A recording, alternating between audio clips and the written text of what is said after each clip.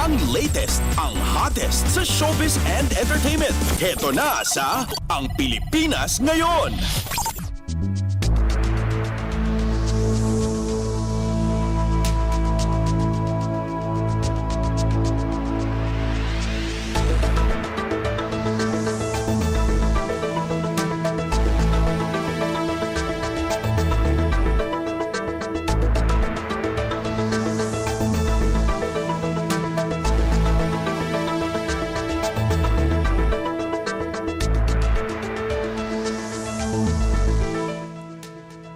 Hello! Magandang araw sa ating mga chismoso at chismosang nag-aabang ng mga trending na balita sa mundo ng showbiz. Ito na ang Ratsyada ng mga chika.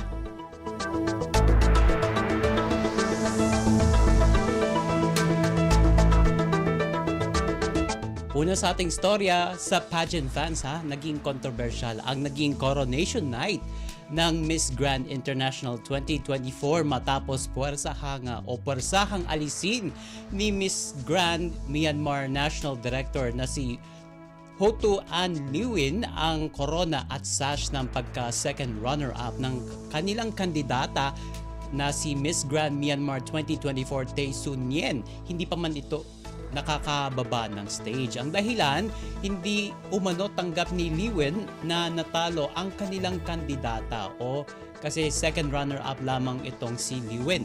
Makikita sa mga kumalat na video online na sa pilitang tinanggan ni Liwin ang nakaputong na corona sa ulo ni Neyin at inalis naman ang suot-suot nitong sash habang kinarga ito ng isang supporter.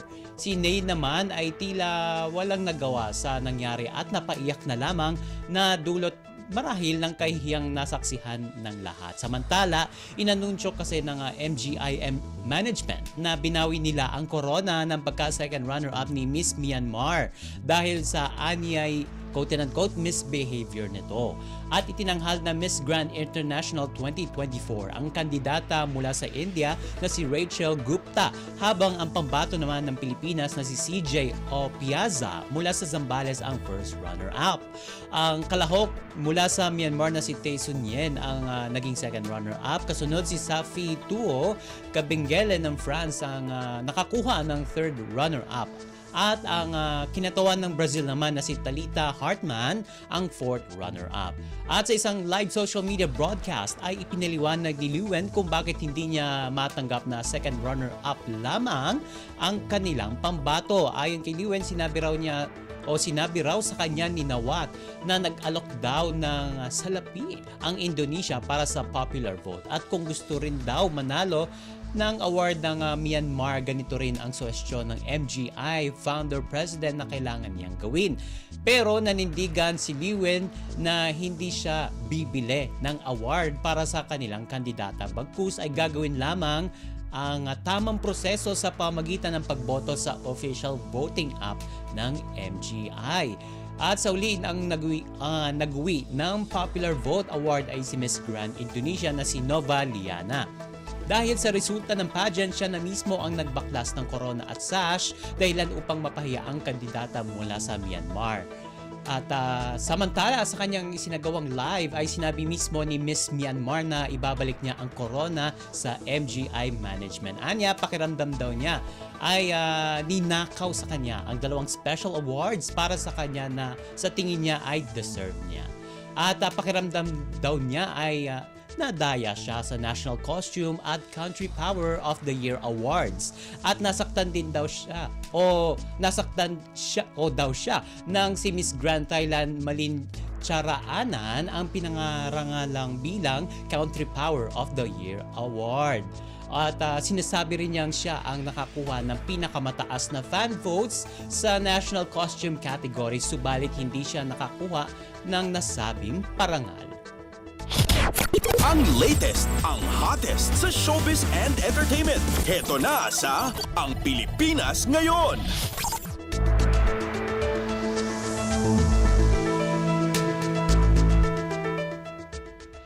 Sa iba pa nating chika for today, nag-hard launch o ipinakilala na ang relasyon ng professional basketball player na si Kiefer Ravena at ang beauty queen na si Diana Mackey.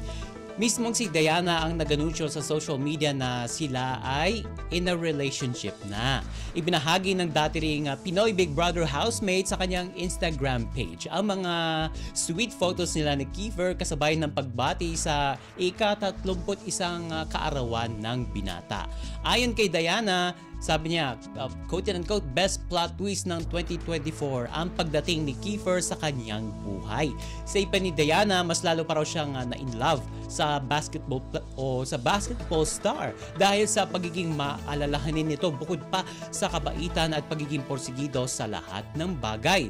At hiling ng dalaga, mas lalo pa silang i-bless o mas lalo pang i-bless ang relasyon nila ni Kiefer at magtagal pa sila. At nagpasalamat si Kiefer sa kanyang nobya sa comment section ng post ni Diana.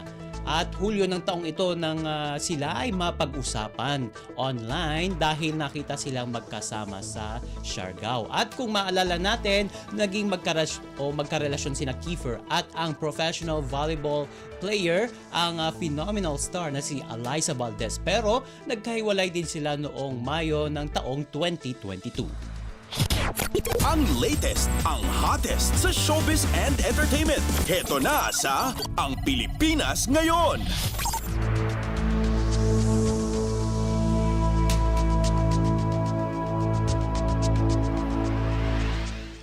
At sa huli nating chika for today, kwentong katatakutan naman tayo sa huling bahagi ng ating segmento dahil malapit naman na ang undas. Ibinahagi kasi ng aktres na si Ren Escanio na nakakaramdam siya ng iba't ibang elemento at ligaw na mga kaluluwa sa kanyang paligid kahit wala raw siyang third eye. Isa raw sa mga hindi niya malilimutang karanasan pagdating sa katatakutan ay nang mag-shooting sila sa isang eskwelahan para sa horror movie na Marita. Kwento ni Ren, may nagparamdam daw sa kanya sa lumang school na naging location ng kanilang pelikula.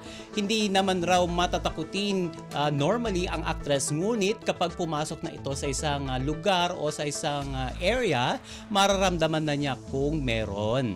Pagbabahagi ni Ren, quote and unquote, makikita ko rin kapag sobrang mabigat siya pero hindi ko nakikita.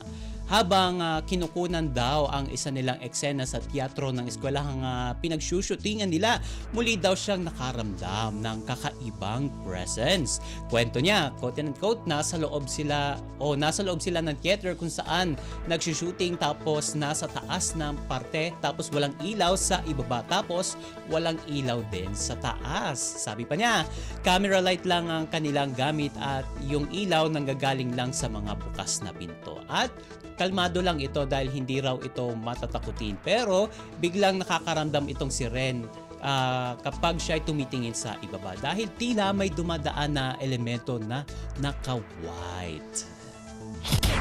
Ang latest, ang hottest sa showbiz and entertainment. Heto na sa Ang Pilipinas Ngayon.